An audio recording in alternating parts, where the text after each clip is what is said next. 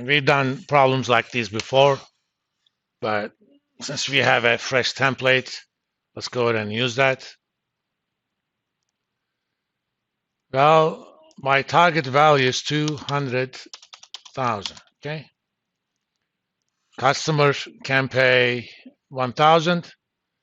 The only thing that I don't know is the number of years, how long the mortgage should be. So I'm going to make the difference between target value and the mortgage value 0 by changing what I don't know. And let's make that into digits.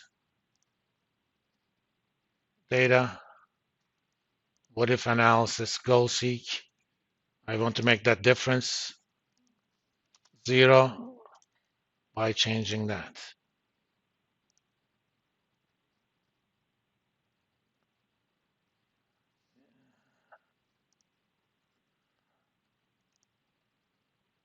Cancel. Huh? Oh, thank you. I was wondering why that thing didn't work.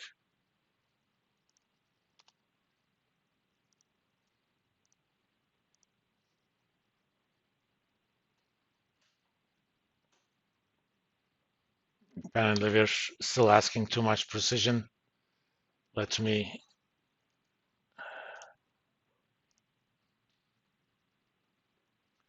under formulas.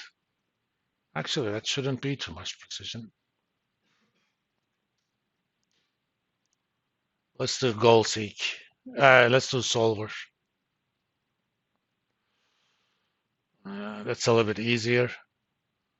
I don't know why it's not doing it, but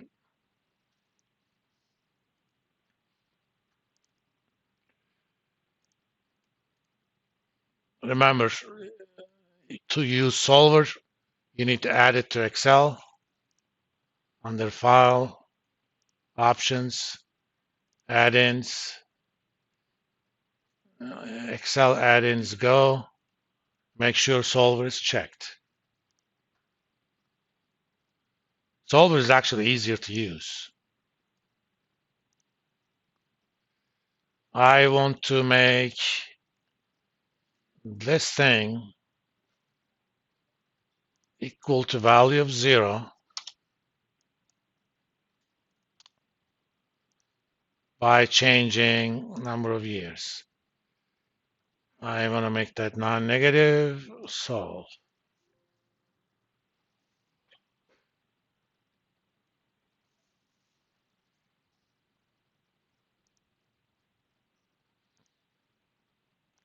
Well,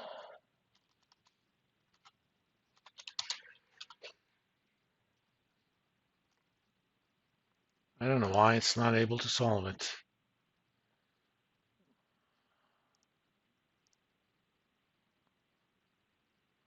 I never had these problems before.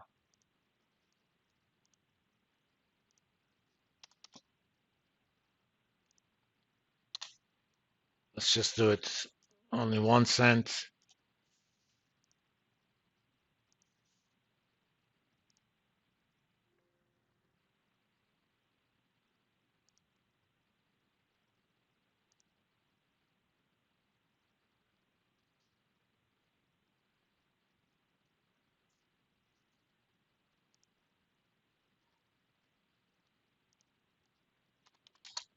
You can kind of do it by hand.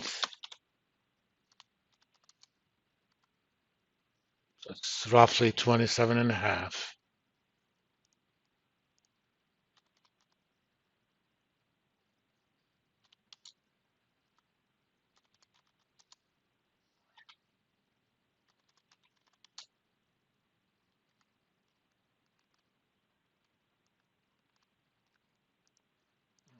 Close enough.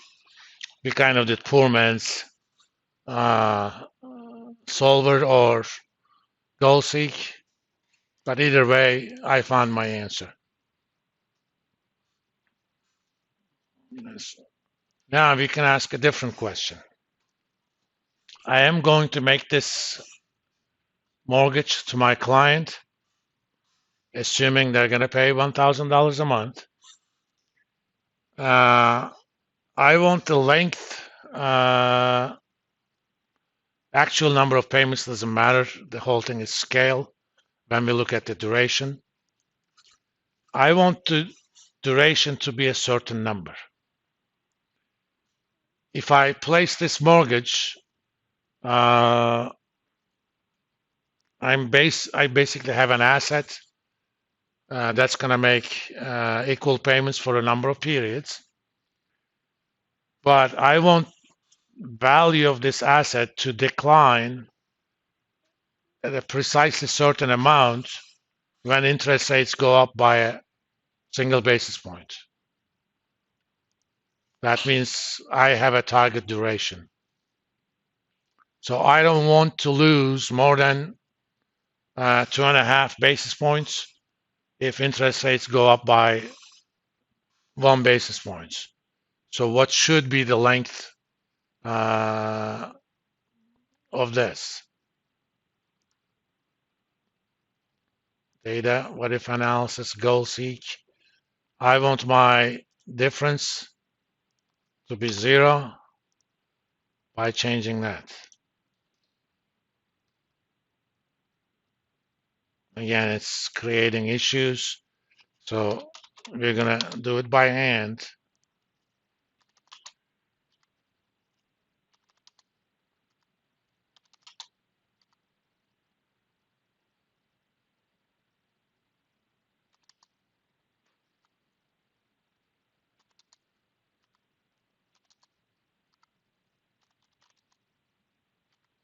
So it's between 5 and 5.5.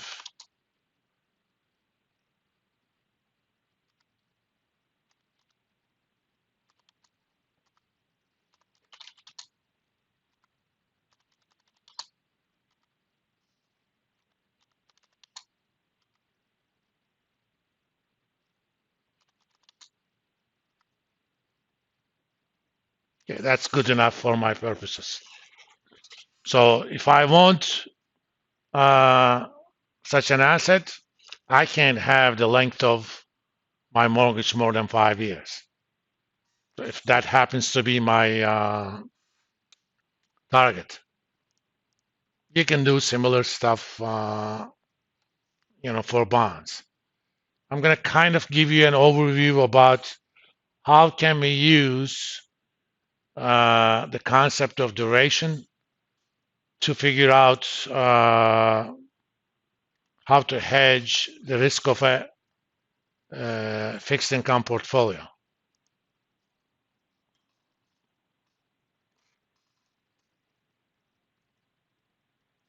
So if you have a portfolio of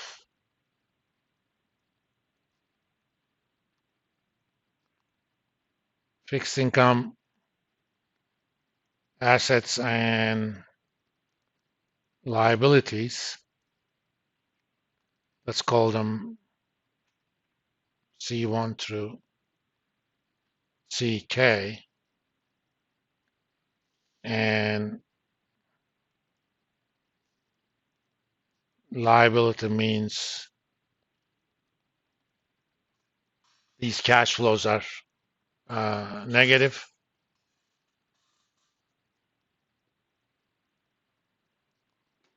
Duration of the portfolio is just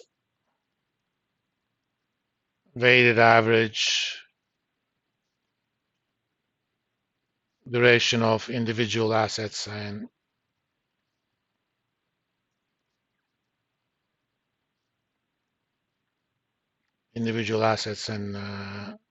liabilities. So I can calculate duration of each, and I can ask myself the question, if interest rates go up by 1 basis points, what's the percentage change in the value of my portfolio?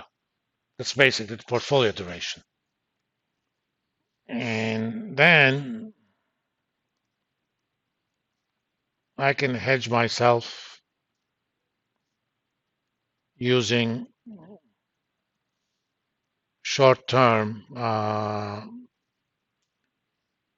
instruments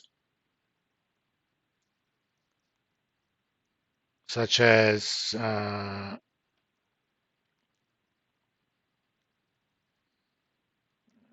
euro dollar futures,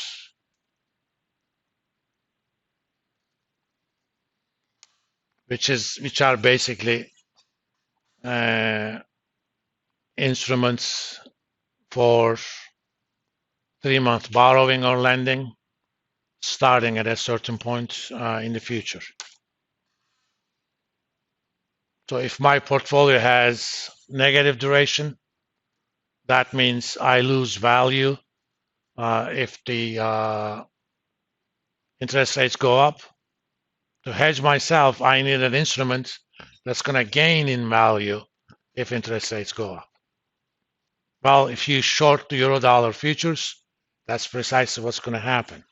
So you're going to figure out exactly how much to do that. We're going to take care of that kind of stuff on Monday, but that's kind of where we're going.